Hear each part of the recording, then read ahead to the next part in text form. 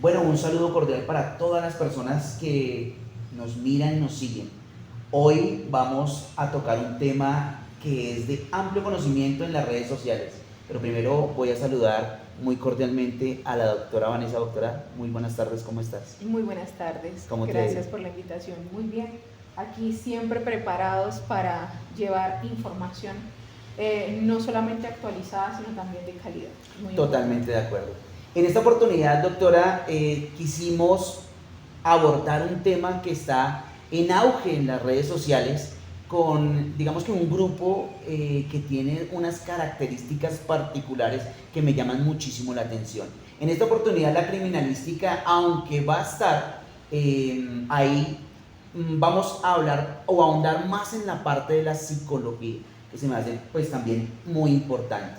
Y vamos a comenzar a hablar con respecto a lo que es las tribus suburbanas, ¿cierto? ¿Qué son las tribus suburbanas, Doc? Son aquellas organizaciones, ¿sí? ¿Por qué se llaman organizaciones? Porque está conformada por personas, ¿sí? Y las personas son las que forman este grupo de organizaciones porque está conformada por un equipo que puede ser o bien multidisciplinario o todos pueden estar inclinados hacia el mismo tema en particular.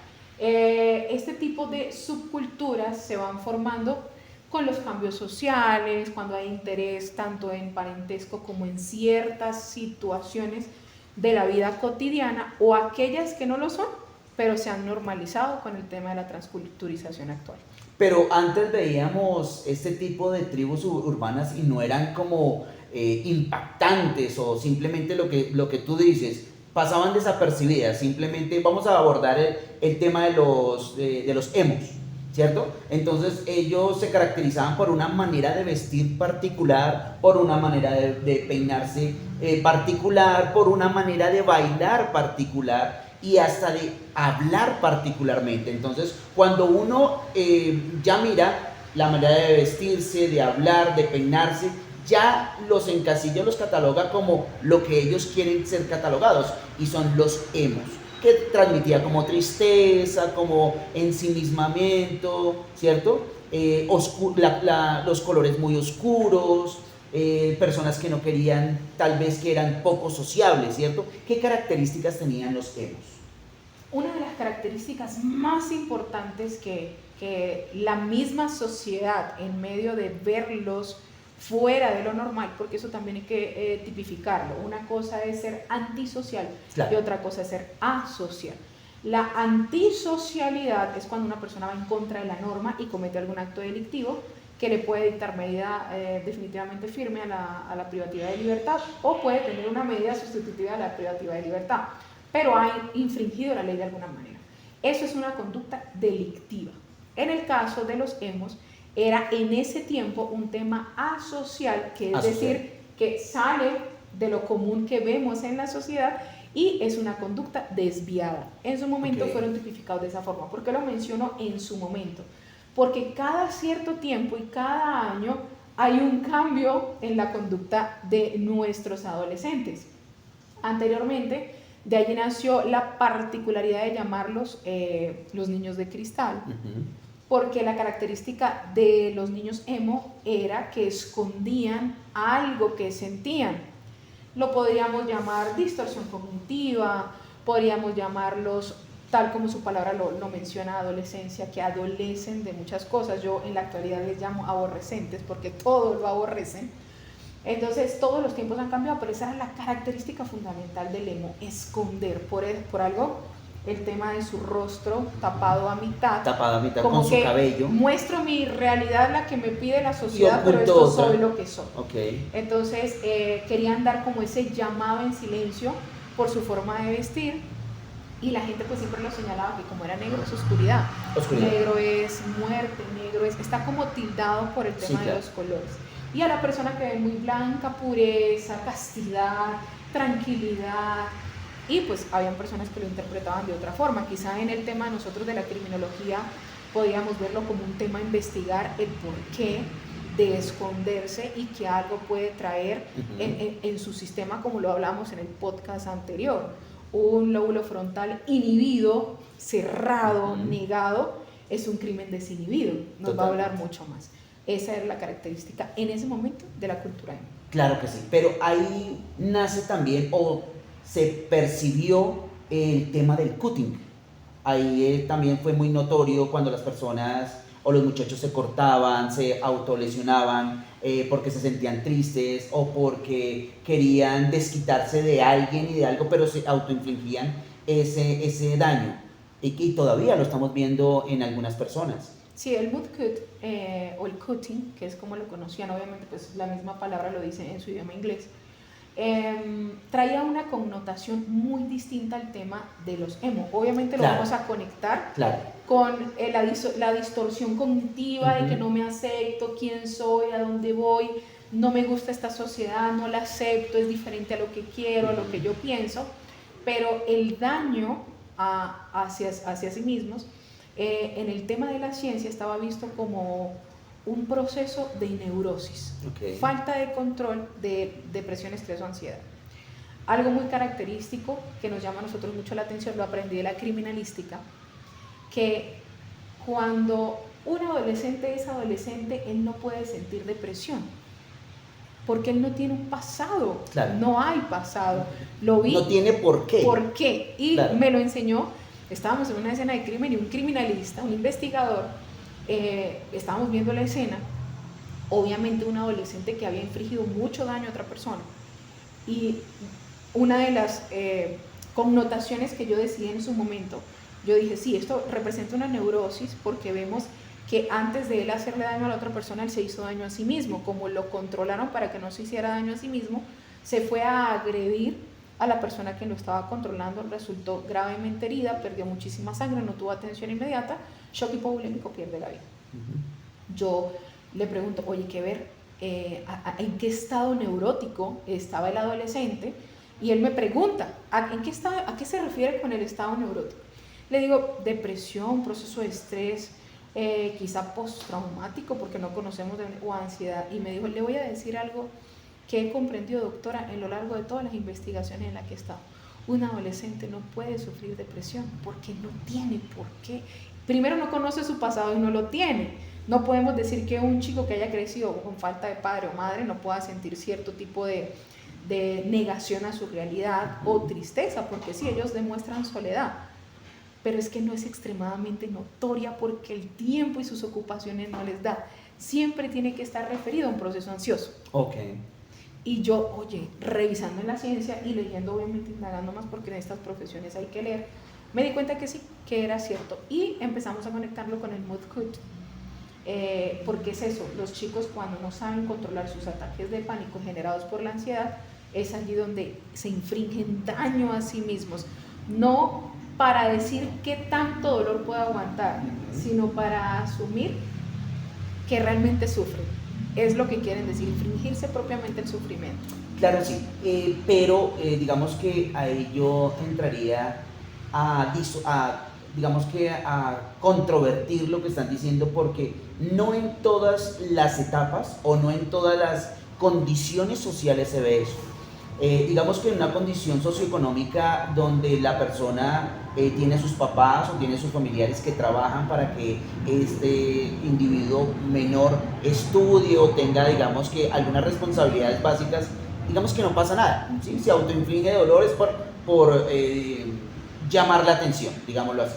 Pero cuando las condiciones socioeconómicas indican o demandan que el niño debe responder, niño de 3, 4, 5 años, que parece absurdo, pero que muchas veces son los que hacen trabajar para que en su casa haya algo de comer, y si el niño no sale a trabajar, no tienen cómo sustentar el alimento, pues ahí sí hay esa manera de exponenciar el dolor que se siente, ¿no? O la frustración que se siente. Sí, entonces mira que lo que dice el investigador depende de la connotación socioeconómica que se dé, porque no en todas se da, ¿sí?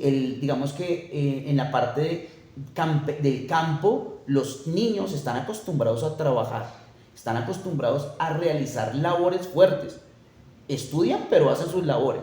Lo que no pasa aquí en la ciudad. Aquí en la ciudad es diferente, ¿no? Aquí en la ciudad los niños pueden dormir hasta tarde para ir al colegio, ¿cierto? Los lleva a una ruta, tienen todas las comodidades, pero en el campo donde no llega ningún carro para llevarlos, ellos tienen que parar muy temprano, alistarse, bañarse con agua fría e irse para la escuela, al colegio, en un camino muy largo. Entonces mira que a veces sí hay frustración. Sí, entonces depende, lo que tú estás diciendo, depende de la condición social, de la estratificación, de la parte cultural, eso depende de muchas cosas. Sí, y los que para unos pues es normal, para otros pues parte en la crueldad, ¿no? Total. Quizá una mamá de ciudad pueda decir, ¡ah! Pobrecito, el niño le toca caminar 1 kilómetro, Ajá. 2 kilómetros para llegar a su escuela, Claro. cuando él está acostumbrado a hacerlo a diario y le parece totalmente normal. Totalmente porque normal. no le han mostrado otra cosa distinta. Exactamente, totalmente, Comprendo. estamos completamente de acuerdo ahí.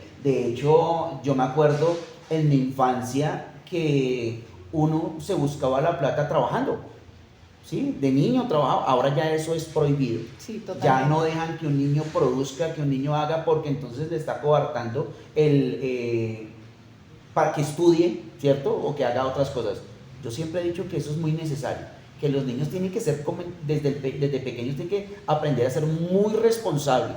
Muy No en el caso de la explotación laboral, sino en el caso de que aprenden a hacer sus propias cosas.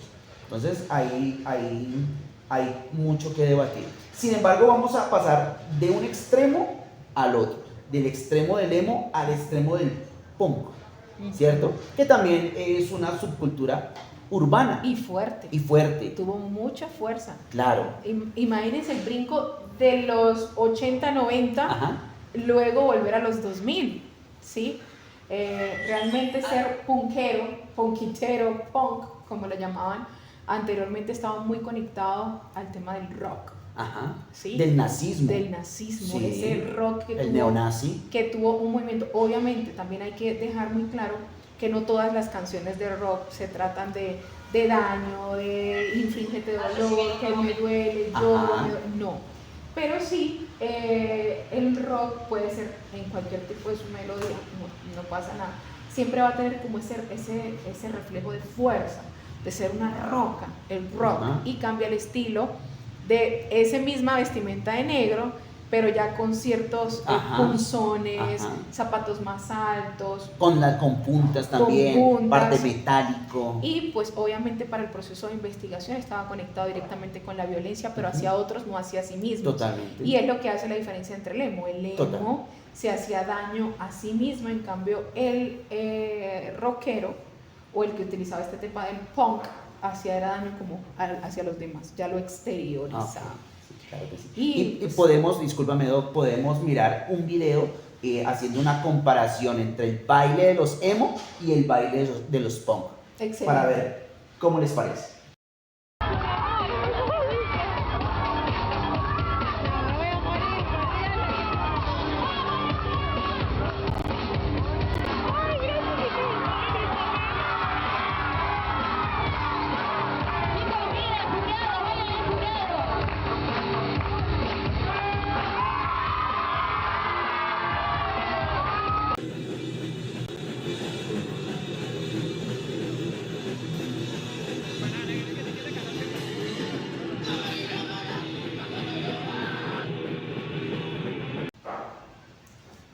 Cambios de época. Total. Pareciera. Total. Y las diferencias son muy pocas. Incluso son muy pocas. Hasta en el mismo año podríamos ver de un lado unos y de un lado otros. Total, sí. Así mismo, igual de una acera a un lado. Entonces ya uno decía, ¿es emo o es punk? ¿Cómo lo definimos? Claro. Sí, obvio. No, ojo, no estamos estigmatizando quizá. Yo tengo muchísimos amigos, no fue la época que me tocó vivir. Obvio, no hablo tampoco de mi juventud ni de mi adultez contemporánea. Pero yo viví eso de la niña de casa que solo tiene que estudiar. Claro. ¿Sí? Quizá mi punto de vista, ¿no?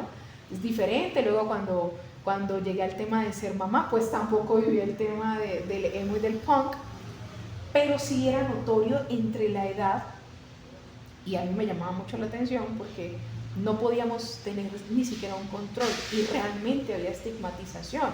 Tengo amigos que en su época eran emos y eran ponquiteros, como les llamábamos en esa época, y ahorita son personas totalmente normales. Quizás se ríen y hasta dicen, no muestren esa foto de mí porque me da pena. Total. Pero sí era bastante marcado en esa Pero época. podemos hacer un cuadro comparativo en el aspecto de la vestimenta y del corte entre los emos y los punk. Y los emos mantenían su cabello largo o semilargo, tapándose. Los punkeros son rapados. Total. Y a veces se hacen una cresta, ¿no? Que eso Sí. tiene un significado también. O lo que vemos en el baile. O lo hace que unos vemos ahí en minutos. el baile, que es completamente diferente, o sea, algo muy no pasivo con los emos, pero tampoco tan agresivo como los punk, ¿cierto? Es digamos que notable. Pero también podemos denotar algo, y es que el negro y el gris prevalece, porque en el emo es negro, en el punkero es negro, y los góticos también tienen algo oscuro ahí, ¿no? ¿Qué cosas el tema de los góticos en su momento para la investigación y para la criminología? Cuando nosotros, en ese tiempo que estaba este proceso, estaba haciendo una de mis maestrías, y una de las conexiones que hicimos con el tema gótico era de estas sectas satánicas. Siempre se veía, porque obviamente sí podemos ver la vestimenta, pero los empezamos a diferenciar. Las personas se preguntarán ahorita, sí, es como prácticamente diferenciar un coreano, un chino y un japonés. Pero de tanto que los ves, de tanto que ves cómo funcionan dentro de la sociedad, ya se pueden tipificar, claro. Como lo estábamos haciendo, el emo, el daño a sí mismo, en guardarse a sí mismo, quizá una disociación cognitiva, el tema del punkero o del punk era hacerle la violencia a otros, reflejar rudeza hacia afuera, ni siquiera hacia adentro. Y pasamos al tema de los góticos. El tema de ser gótico ni siquiera era un tema de asocialidad, sino ya era una condición del mismo individuo de quererse comportar, y lo llevaban hasta la adultez. Diferencia pero eran más que no pasa filosóficos, ¿no? Mucho. Y entonces, diferencia que no pasa con el emo y con el punk, porque fue una temporada ya. En cambio, el gótico lo lleva mucho más allá. Puede, en el devenir histórico de su vida, y llevarlo hasta la adultez, y se vuelven filántropos, filósofos, sí, claro. Y personas que realmente conocen mucho en este tema y se vuelven sabios específicamente en algo. Pero también en el lado negativo estaban conectados con este tema. Ok, eso es fundamental. Y pasamos al lado más extremo, que es metaleros extremos, ¿cierto? Y esos metaleros extremos que mira, que sigue, digamos que en protagonista el color negro. Bastante. ¿Cierto? Sin embargo, algunos metaleros utilizaban pantalones de cuero negros, apretados, con zapatillas blancas o zapatillas negras, ¿cierto? Pero siempre era con la parte negra y ya con su cabello largo. ¿Cierto? En el tiempo de Guns N' Roses, por ejemplo. Espectacular. Claro. Bastante también. O cuando el apogeo de Queen. Y Queen. Sí, pero también para la criminología el metalero estaba conectado con el tema del consumo de sustancias psicoactivas, que quizá también no podemos decir que otro tipo de subculturas lo haya hecho o no, pero se hizo muy notorio en este tema de los metaleros por el tema de tener que aguantar tanto tiempo y tantas horas en un concierto, expuestos a tanto ruido, porque realmente sí es bastante dañino, sobre todo para el tema auditivo. Algo que quiero mencionar, y es que en una oportunidad tuve que atender a un adolescente emo, ¿sí? Ya se había hecho mucho daño, tenía cierta inclinación a su género a su mismo género, no quería ningún tipo de contacto con su género contrario. Obviamente que para nosotros esos son estados de alarma ya automáticamente, quizá por un tema de abuso anteriormente. Y a mí se me ocurre preguntarle que por qué el color negro era su característica, porque la mamá estaba desesperada porque quería verla de otro color. Claro. Entonces ella me dice, pero ¿cuál es la preocupación del mundo por el color negro? Si el color negro es la combinación de todos los colores. Y agarró sus colores y empezó a pintar verde, amarillo, rojo, uno encima del otro. Y efectivamente dio el color negro. Y obviamente quizá ahorita esto sea un boom para el que lo está viendo en estos momentos y diga, wow, nunca me hubiese imaginado que eso era así. no verlo de esta forma. Como otros dirán, pues ya lo sabía y sin embargo sigue siendo una señalización de ese tipo de cultura. Pero sí, ellos querían reflejar algo con ese color. Quizá lo podemos ver desde ese punto de vista. También me pasó una chica que era punk, y esto realmente va para todos los papitos. Ella era punk por fuera, pero cuando yo llego a revisar su entorno social, porque yo estaba trabajando para ese colegio, sus pijamas eran color rosa. Okay. Se vestía de Hello Kitty. O sea, tenía que nadie la peluches viera. en la cama, Okay. exacto. Y no entendía por qué en su exterior quería reflejar el tema del punk, pero por dentro de otra persona. Y ahí es donde está la diferencia entre el emo, que puede rayar paredes y reflejar dolor, tristeza, y el punk sí mostrarlo de esta forma. En el tema de los metaleros, se conectó en su momento al consumo de sustancias. Claro. Digamos que esa es la raíz del podcast del día de hoy, es eso, ¿no? Que esas culturas lo que hacen es no ser originales, obviamente, sino adaptar, observar culturas o subculturas de otros lados y adaptarlas acá a nuestro entorno. Totalmente. ¿Cierto? Entonces quieren copiar, dicen, no, es que yo soy original, pero mentira, son una copia fallida de lo que han visto muy seguramente en la televisión o en la música, y por eso la vestimenta es particular, el peinado es particular, hasta los zapatos son particulares, el hablado es particular, ¿cierto? Porque digamos que me llama la atención muchísimo el hablado de cada una de esas subculturas que es completamente particular, ¿no? Entonces hablan muy duro, es que hablan así, como muy gutural, otros hablan muy quedito, muy... Pero viene algo que es también importante, que ya viene a rayar o a, digamos que a subrayar más bien en la parte de la investigación, y es ahorita la cultura, los Terians, ¿cierto? Y ya se ha visto mucho en las redes sociales, personas que se colocan máscaras y que se ¿cómo se dice? Se autoperciben como cierta clase de animales, en este caso perros, lobos o gatos, ¿cierto? Entonces, ¿hasta dónde vamos a llegar? Digamos que con la permisividad, ¿hasta dónde vamos a permitir eso?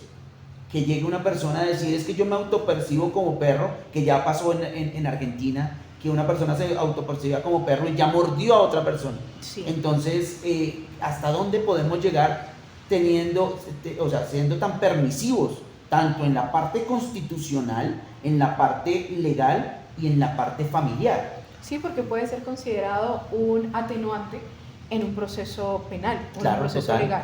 ¿Qué sucede con el tema de los Terians? Una cosa es que ellos puedan, porque ellos pueden saber perfectamente que su cuerpo es humano, pero sentir realmente un amor, una inclinación amorosa muy extrema con una mascota o tipo de animales.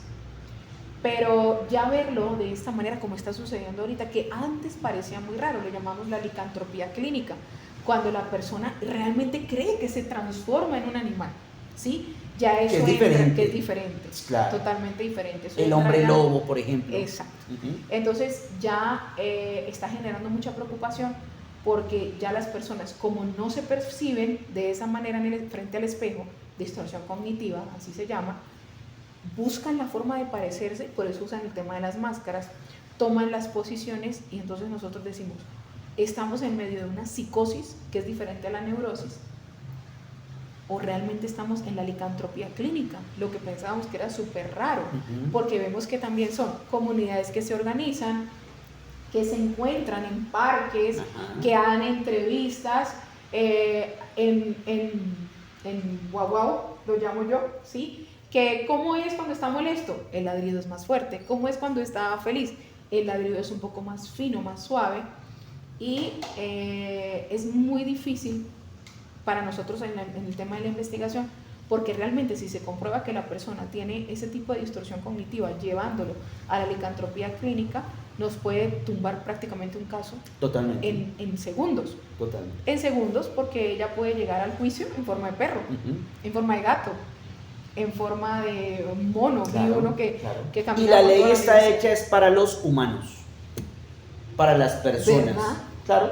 Y entonces, ¿cómo vamos a sindicar a una persona si no es una persona, si no es un animal? Entonces ahí es donde viene la controversia entre lo natural, o sea, la biología, y la parte psicológica, porque esto ya es psicología, esto ya hace parte de una condición psicológica que estamos permitiendo, que la sociedad está permitiendo, las leyes están permitiendo. Entonces, ¿hasta dónde vamos a llegar con todo eso?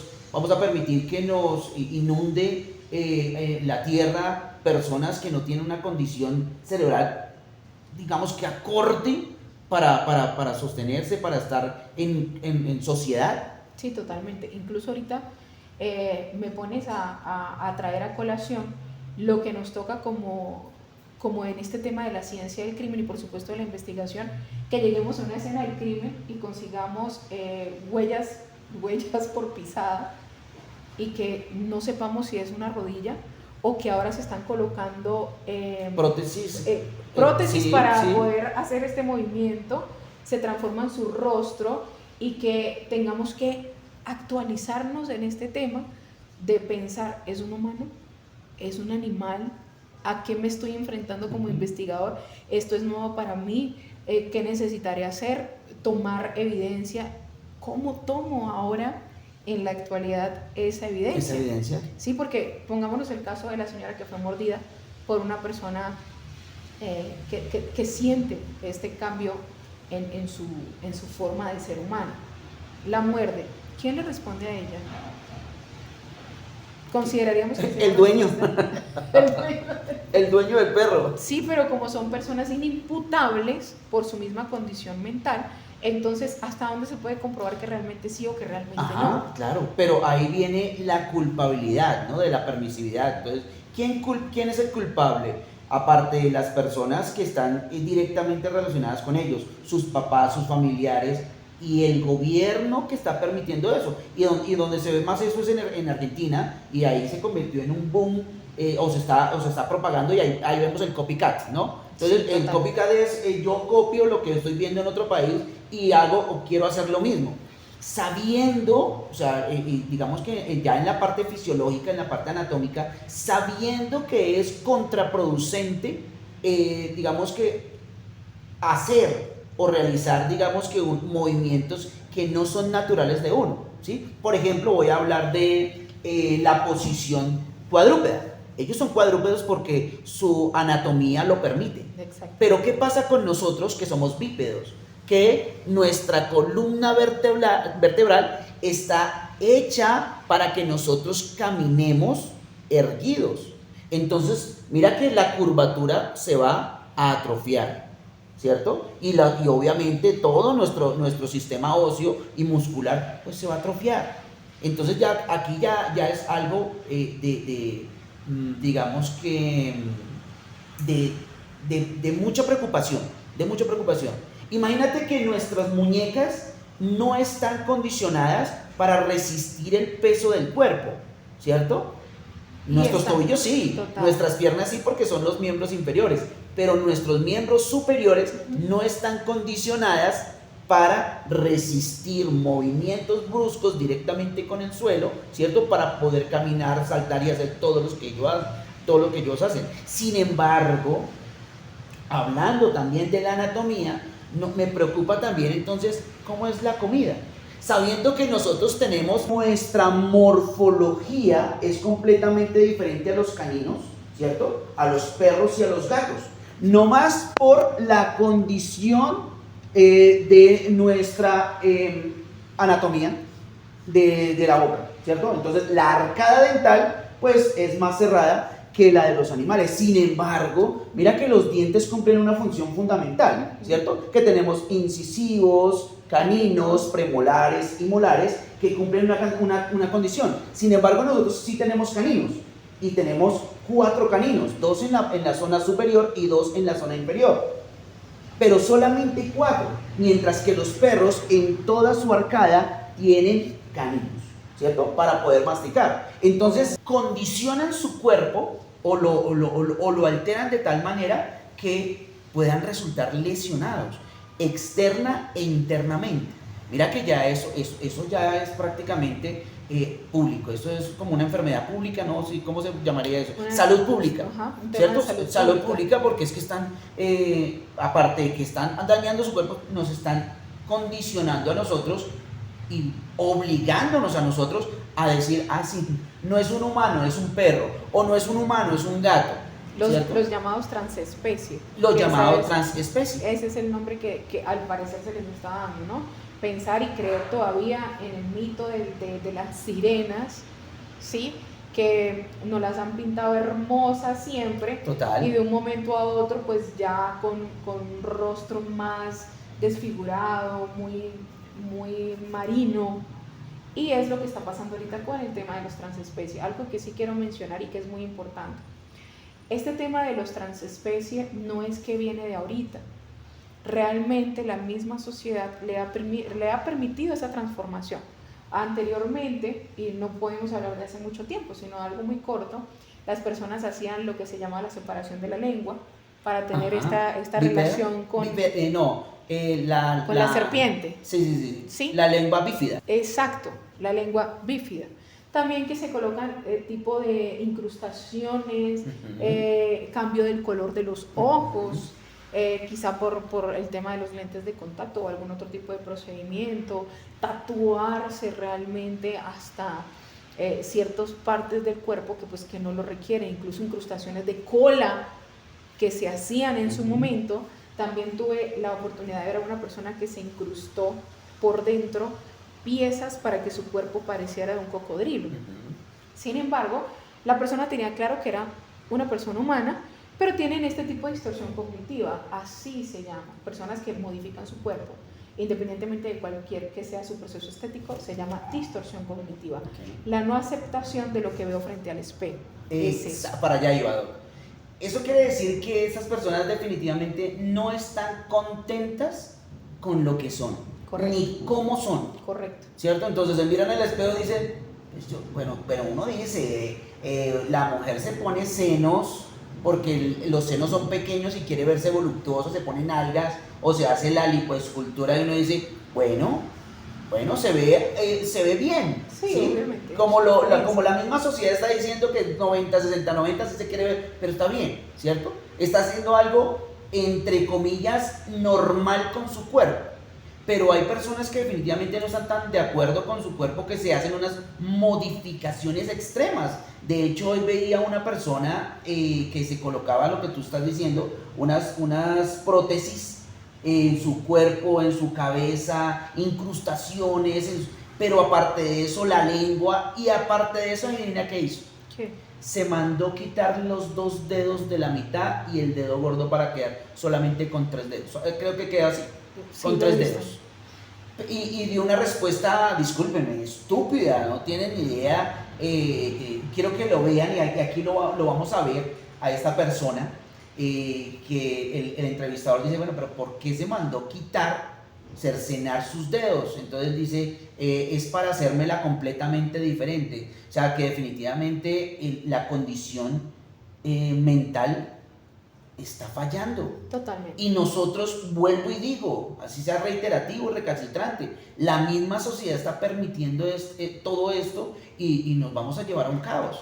Y vamos a ver algo que vimos en una reunión con algunos coordinadores y que también tiene que ver, y es que se está acabando notablemente los estudiantes, por lo menos en Colombia. Y entonces dicen, ¿cómo así? En 10 años ya no van a haber estudiantes. Y uno dice, ¿cómo así? En 10 años, claro, porque las personas están en su mundo, ya no quieren tener hijos, sino quieren tener perros, tienen que querer gatos, ahora quieren ser perros y gatos, y entonces no quieren procrear, ¿cierto? Normalmente para lo que estamos diseñados anatómicamente y biológicamente, sino quieren hacer otras cosas. Entonces ya la parte académica y la parte de los colegios se va mermando, la parte de los niños se va disminuyendo. Y entonces vemos todo esto y decimos, pues yo prefiero que se acabe el mundo con todas estas cosas que se están viendo. Totalmente. Entonces, ¿qué vamos a comenzar a ver? personas que se crean perro y entonces ve a una persona, a otra persona y se empelote y se le haga encima y entonces no puede hacerse nada porque están en su condición de animal. Correcto. Entonces tenemos que hacer lo que hacían las perreras antes, ¿no? Recoger toda esa cantidad de perros y hacerles castración química para que no procreen y no sea un delito. Y podríamos pensar también que es un tema de moda. ¿Por qué sentirse ahora transespecie después de los 20, después de los 30? ¿Y qué pasó con tu vida anteriormente? ¿En qué punto comenzó a cambiar ese proceso para sentirte transespecie? Porque si siempre fuiste un humano, incluso conozco casos de hombres y mujeres que tienen hijos y de repente dicen, no, soy transespecie. ¿Es considerado también una moda? ¿Es que lo puedo ver como un proceso de modas como el ser emo, como el ser punk? Porque todo es por etapas, todo es por épocas, ¿no? Podremos hablar ahorita el boom que tiene este tema de los ARMY, este grupo que mueve tantas personas, muy conocido, un grupo coreano que se llama BTS, que ha generado una extrema polémica en el tema de sus conciertos porque las personas no pueden quedarse en sus conciertos, un movimiento impresionantemente gigante a nivel mundial, no estamos hablando ni siquiera de local, nacional, regional, ni a nivel mundial. Y podemos decir, es que es un tema de moda. ¿Por qué este movimiento en la actualidad que mueve jóvenes, adolescentes, niños y hasta adultos en sus edades más adultas? Y no estamos diciendo, obviamente, ojo, que una inclinación hacia una banda sea malo. No, jamás. Todos podemos tener inclinación a algo, pero ya considerarse en medio de esta licantropía es bastante delicado. Totalmente. Muy delicado. No es normal. No es Total. normal. Y ahora, no solamente sean animales o se consideran animales, sino también se consideran robots, ¿cierto? Se consideran de la IA, se consideran dibujos animados. Definitivamente estamos mal, porque ya mire esta persona que se casa con un Transmilenio, o sea, siente afecto emocional por un Transmilenio. Ahora esta persona que se casa o tiene una pareja que es una muñeca y tiene hijos, entonces ¿será por llamar la atención? ¿Será que tiene una condición mental? ¿Será que quiere buscar algo? Porque eso es, digo, meritorio para estudiar. Obviamente, sería interesante y muy pronto podríamos quizá tener a una de esas personas acompañándonos en uno de los podcasts para poder contestar las preguntas como debe ser, a través de la ciencia, para comprender quizá eso. ¿Será por moda? ¿Será por llamar la atención? ¿Qué sucede? ¿Qué hay dentro de sus pensamientos? Porque ni siquiera podemos hablar que esto es algo que nace de la nada, sino que viene una modificación directamente desde todo el hipocampo, el que controla todas nuestras emociones, a ver qué es lo que sucede. Ojo, papitos, mamitas, este tipo de conductas no está considerado normal, no porque tengan que cumplir ciertas normativas que nos llevan a una sociedad a decir que está bien y que está mal, lo que llamamos nosotros el yo y el super yo, definido por Freud, que lo que debo hacer a través de la norma y el deber ser, que es diferente. Entonces, si yo en mi deber ser como persona veo estos cambios en mi hijo, obviamente son señales inmediatas de alerta y que pueden ser, por supuesto, abordadas por un profesional en el área. Completamente. Busquen ayuda, si no pueden, busquen ayuda. Ahorita ya estamos viendo que los mismos hijos, como decía mi papá, los pájaros tirando las escopetas. Pues a veces los papás hacen lo que los hijos quieren para que no se traumen, ¿cierto? Sí. Para que no se sientan frustrados. Entonces busquen ayuda porque estos son avisos de que deben tomar acciones correctivas y precisas con profesionales, no con la vecina del lado, no con la tía, no con personas profesionales, porque se nos está saliendo de las manos y solamente nosotros tenemos el mecanismo para detenerlo, para que todo siga marchando como la vida tiene que ser, normal y naturalmente. Totalmente. Y recuerden, papitos, los límites bien marcados evitan la frustración.